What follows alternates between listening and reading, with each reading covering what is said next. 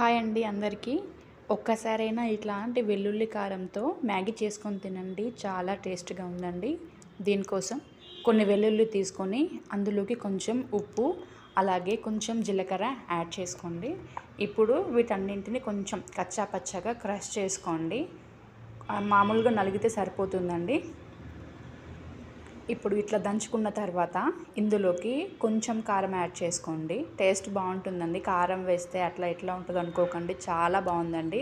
ఇట్లా కారం వేసాక దాన్ని కూడా కొంచెం మిక్స్ చేసుకోండి. ఇప్పుడు బాండీ పెట్టుకొని అందులో ఆయిల్ వేసుకోండి. ఆయిల్ వేసాక ఆయిల్ వేడెక్కాక ఇందాక మనం మిక్స్ చేసుకున్నాం కదా ఈ పేస్ట్, వెల్లుల్లి పేస్ట్ ఏదైతే ఉందో అది ఆయిల్లో వేసుకొని కొంచెం లైట్గా ఫ్రై చేయండి. కారం మాడిపోకుండా చూసుకోండి, లైట్గా ఫ్రై చేసుకోండి.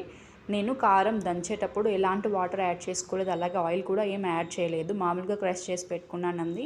ఇప్పుడు ఇది లైట్గా ఫ్రై అయ్యేలాగా చూసుకోండి, అడుగంటుకోకుండా చూసుకోండి, కొంచెం కలుపుతూ ఉండండి మధ్య మధ్యలో. చూడండి ఇట్లా అయిపోతుందండి, లైట్గా కలర్ చేంజ్ అవుతుంది.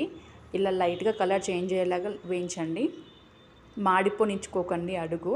నేను ఇందులోకి ఒక చెంబు నిండా వాటర్ తీసుకుంటున్నానండి. నేను 4 మ్యాగీ వేస్తున్నానండి. ఇందులోకి ఒక చెంబు నిండా వాటర్ తీసుకున్నాను.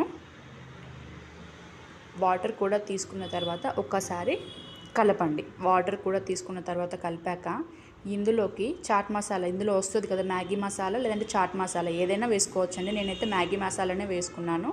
మీరు చాట్ మసాలా వేసుకున్నా కూడా చాలా బాగుంటుందండి. ఇప్పుడు ఇందులోకి మ్యాగీ మసాలా వేసుకున్న తర్వాత దీన్ని కొంచెం బాయిల్ కానివ్వండి. టేస్ట్ అయితే చాలా చాలా బాగుందండి. ఇప్పుడు ఇందులోకి 4 మ్యాగీ వేసుకున్నానండి నేను. 4 మ్యాగీకి ఒక చెంబు నిండా వాటర్ వేసుకున్నాను. కన్సిస్టెన్సీ చాలా బాగా వచ్చిందండి.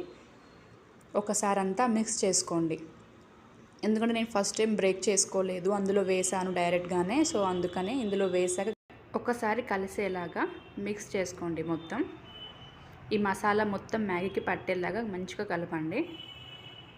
కలిపాక 5 మినిట్స్కి ఇట్లా అవుతుందండి. వాటర్ తొందరగా తీసుకోవద్దు, కొంచెం టైం పడుతుంది. ఒక 5-10 మినిట్స్ పడుతుందండి ఇదంతా అవ్వడానికి. ఇలా మధ్య మధ్య కలుపుతూ ఉండండి. చాలా సింపుల్గా అయిపోతుందండి, ఇంతే అండి.